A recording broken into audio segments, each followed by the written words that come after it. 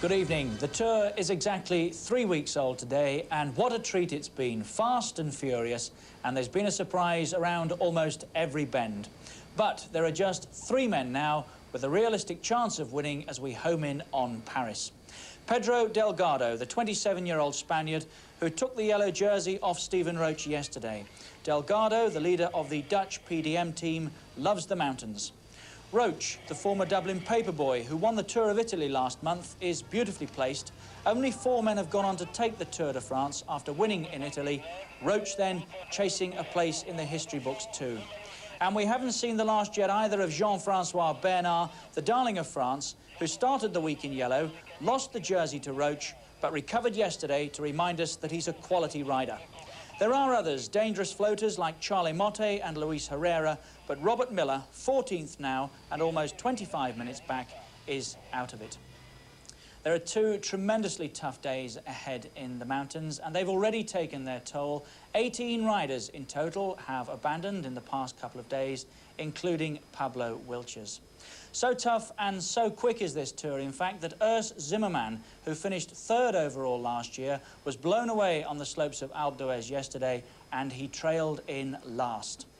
Well, today is arguably the toughest stage yet. There are 3 major climbs, including the Col du Galibier at 8,681 feet, the highest point of the Tour.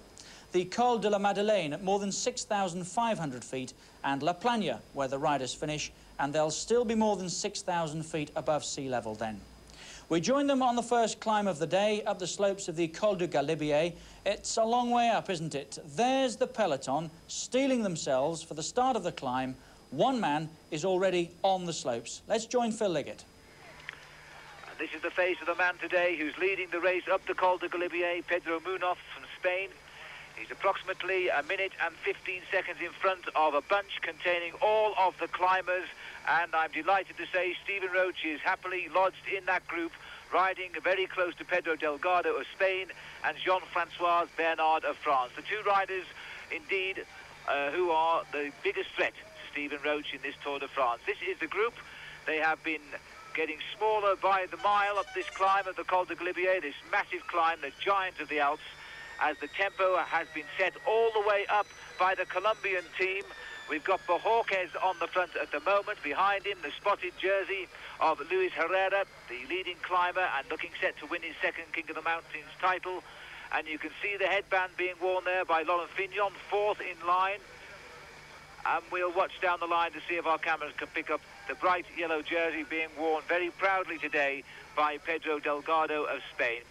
Well, this morning's papers are, everybody is trying now to say who will win this Tour de France, and almost to a man they've come out in favour of Stephen Roche, but he's still got to do it, and at the minute he's 25 seconds behind Pedro Delgado, with this yet another amazingly difficult day in the Tour de France, with a real sting in the tail after the Col du Galibier, because you've got the Col de la Madeleine, and then you finish up the 20-kilometre climb to the ski station at La Plagne. Pedro Munoz still heading the race up the climb, remembering no doubt a stupid accident last year when he was knocked off his bike by an American who was looking at a team car, and he didn't even expect to crash because the American ran into the back of him on a flat stretch of road, and Munoz broke his collarbone and was out of the Tour. Now he's trying to hold off this field of riders, showing signs, Paul, of not a great deal of effort coming from them by their own standards. I mean, we've got a bunch of only 30 here. There's over 100 riders already behind the stars of the Tour, but by their own standards, they are keeping together quite well, aren't they? Well, after the initial decision's been made, the climbers will get into a group like this. They'll keep the pressure on, and riders will be shelled out of the back by really by elimination, and you'll get a small group forming to the front like this of probably 25 riders. And these are the riders that can just about stay with the top climbers. They can accept this tempo, which won't be an all-out attacking tempo, but it will be very, very hard.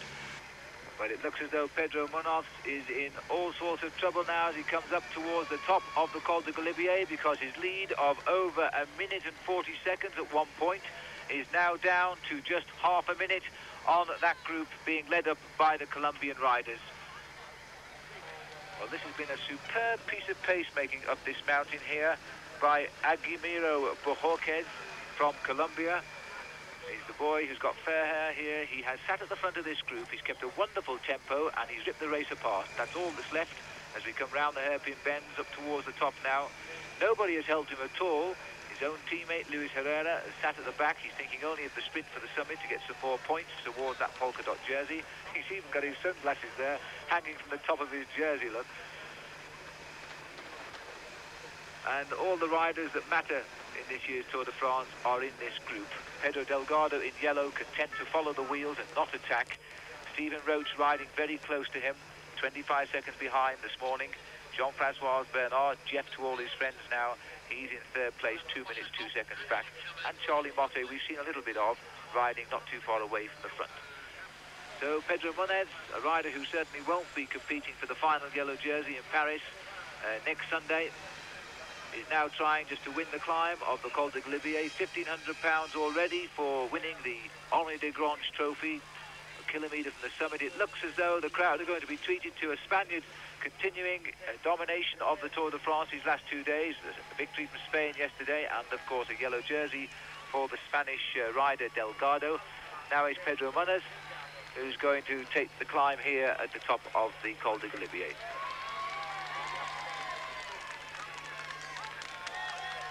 A rider, I think, who doesn't have enough confidence in his own ability, Munoz. He has to feel he's got the ability, and then he can actually produce the goods. But on so many days when he should be with the leaders, should be using his ability to its most, he's lying back some 10 minutes. Now the sprint for the top. It looks like Gilles Sanders here from the CAS team, trying to get second place. He's being trailed by the Colombian Herrera on the right. Herrera now, look at the acceleration of this man. He's such a brilliant climber. The roads don't appear quite so steep on our television screens, but believe me, they really, really are. You can see here the effort being put in by Munoz. That's where we are on the left of the picture. Look at the height of that peak on our drawing here of the Col de Galibier, the highest point of the Tour de France. The sun is out, but the air temperature is quite cool at the moment.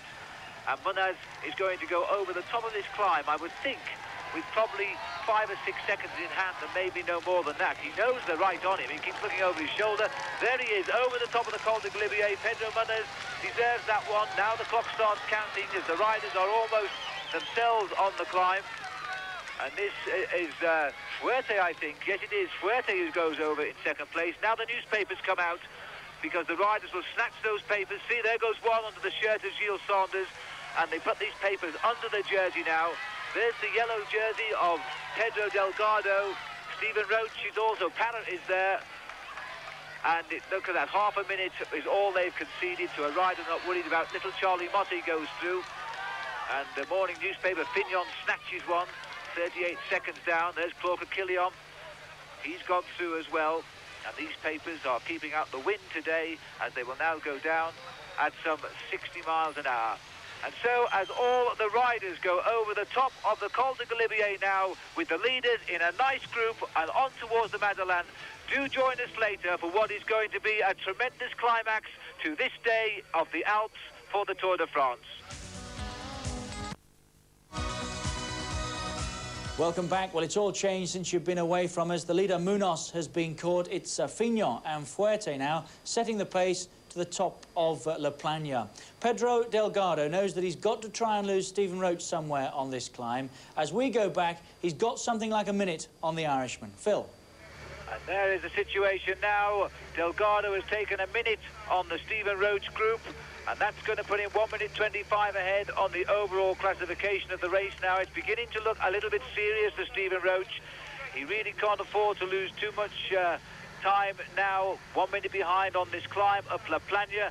The yellow jersey is doing the ride of his life here. He's still pursuing Fignon and Fuerte, but he's eating into their lead quite dramatically too, because now their lead is down to just 1 minute over him. Here they are, and still they appear to be slowing down quite dramatically. So Pedro Delgado racing now for the stage win if he can come up on these riders. They're about 6 kilometers from the summit of Plagne, and it's still possible for him to do the double today, isn't it? Well, it is possible, because he's closing down them very, very quickly. He's taking something like a minute out of them every 4 kilometers. So with only 5-6 kilometers to go, it looks possible that with being only a minute behind, he could catch them with about 2 kilometers to go. If that is so, it looks very much as if Fignon actually has relaxed somewhat, so maybe he's trying to save some energy, and he will expect Delgado to come back and then try and win it in the sprint. Well, we've seen some great epic rides by the riders who have tried to win this leader's yellow jersey this year, and now we're seeing one of them, because while we're seeing 56 seconds has just gone through our picture for Delgado behind the two leaders, the news that will excite him the most, if he knew it now, he's 1 minute and 50 seconds ahead of Stephen Roche's group. All those 2 minutes, the time he said in the papers this morning he needed to win the Tour de France. And he's only 10 seconds away from the 2-minute mark over Stephen Roche on today's stage. Roche is now in serious trouble in this year's Tour de France, because it could well mean he is losing the Tour on this stage. We also understand that Jean-François Bernard is 4 minutes down the slope now, 4 minutes behind, and that is a lot. 5 kilometers to go, 3 miles from the top of La Plagne, on what might turn out to be the most decisive day in this year's Tour de France. Pedro Delgado is now within 50 seconds of catching those two riders ahead of him, and Stephen Roche is trying to hold on not to lose any more time on this climb. Delgado still can see just to the right of him now. You can see the cars behind the two leading riders on the climb. There they are. You don't need a better incentive now than to have two men that you know are coming back to you at a rapid rate, and at the same time you are going further ahead of your most dangerous rival, Stephen Roche. There's Roche's name written on the road, but it's Delgado who's dishing out the pain today. This has been a marvellous attack by Pedro Delgado, the Spanish climber, and it looks as though somebody is trying to get up, and this will be Parra, the Colombian rider. And Parra has found wings here because he's actually come back up. He's chased Delgado ever since he attacked and has hung on there, not very far behind, and now Parra is coming on to the back of Delgado.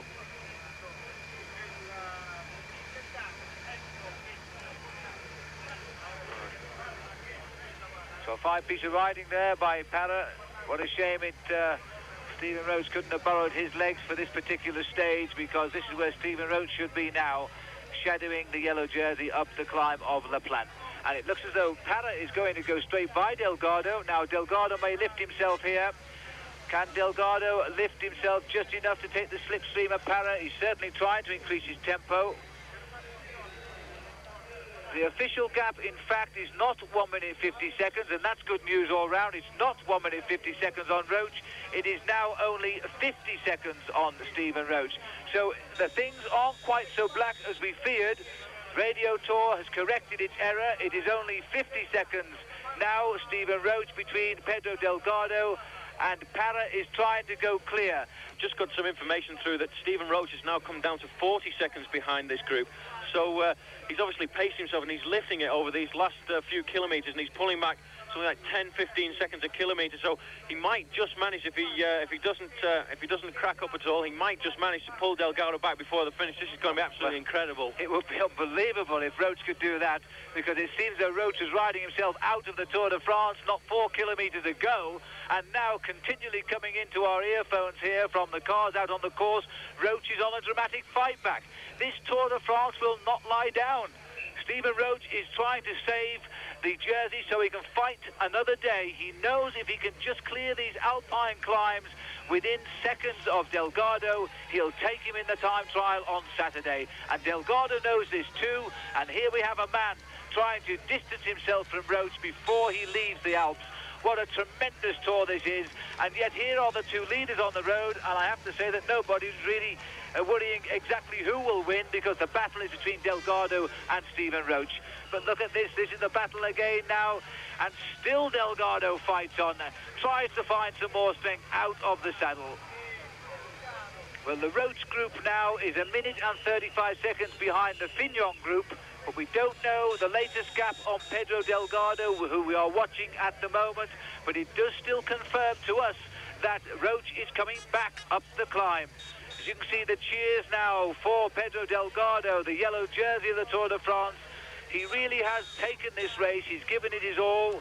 He knows he must get time in the mountains, and you can't take anything away from him. He's making this a real race to remember. And these two riders have no idea of the drama that's going on just a minute behind them, but they're surviving. They're surviving indeed, because it looks as though Delgado is not going to catch him, but Fabio Parra might. There's the kilometre kite, the red banner across the road. Just over half a mile from the finish of this most terrific stage in the Tour de France. We have seen the resistance of the men who want to win this race, and we've seen the cheek of Laurent Fignon and Manuel Fuerte, who have tried to win the stage. Two team leaders, 41, Fuerte leads the BH team, 61, Fignon leads the French System U team. And under the kite they go now, 1 kilometre from the top.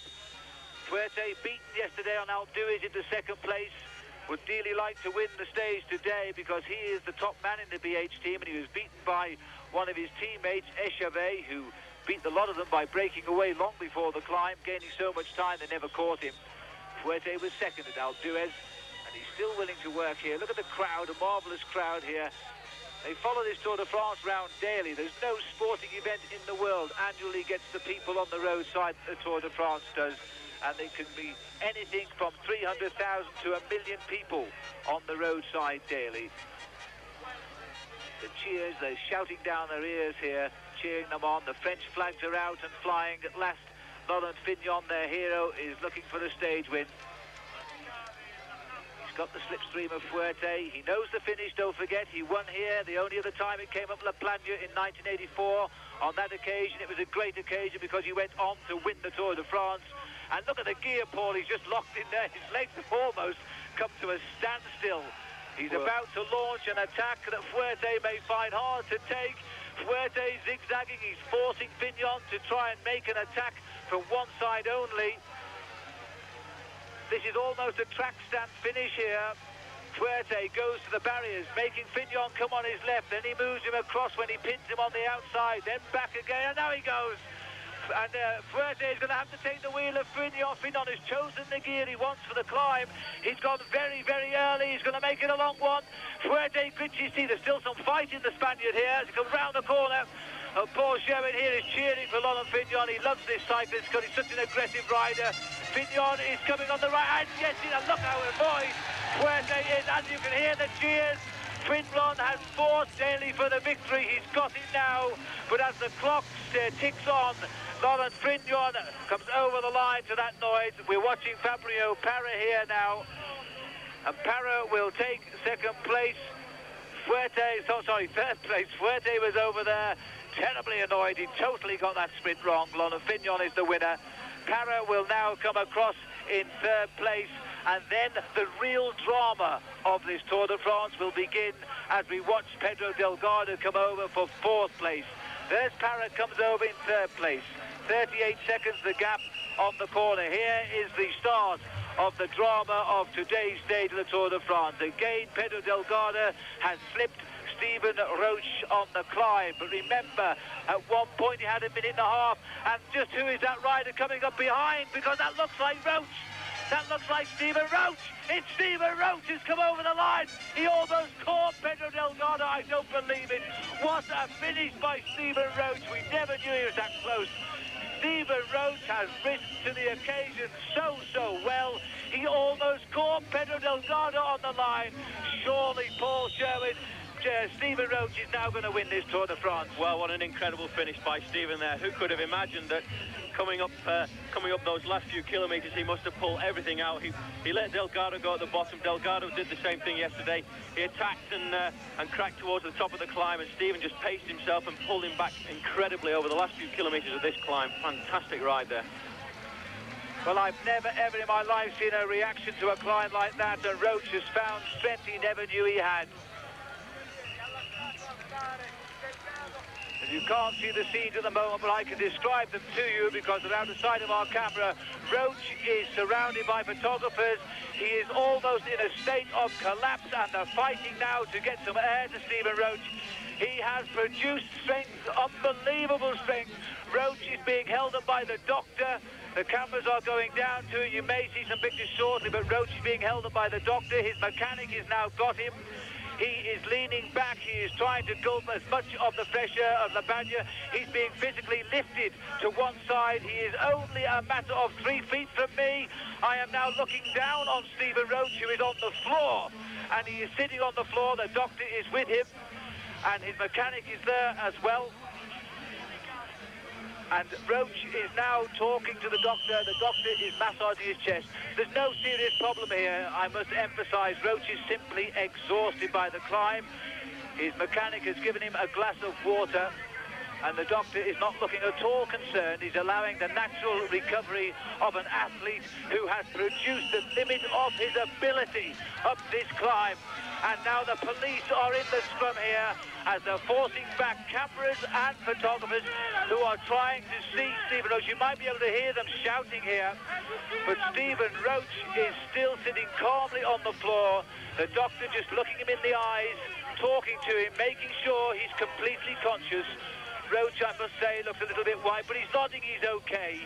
He's nodding there's no problem at all, as the mechanic holds a bottle of what looks more like a salt fluid here rather than water. But Stephen Roche has just produced an effort like I have never in my life seen. And there is the stage result today, win for Laurent Fignon. But Stephen Roche, look at that, 5 seconds he was behind Pedro Delgado on the line. What an incredible, incredible performance.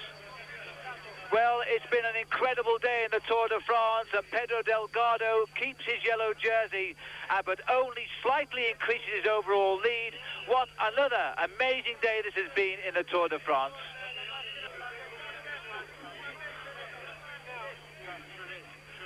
And there is Stephen Roche receiving oxygen on the floor. This has been some 15 minutes now since Roche finished, but it does appear that at last he is beginning to come round.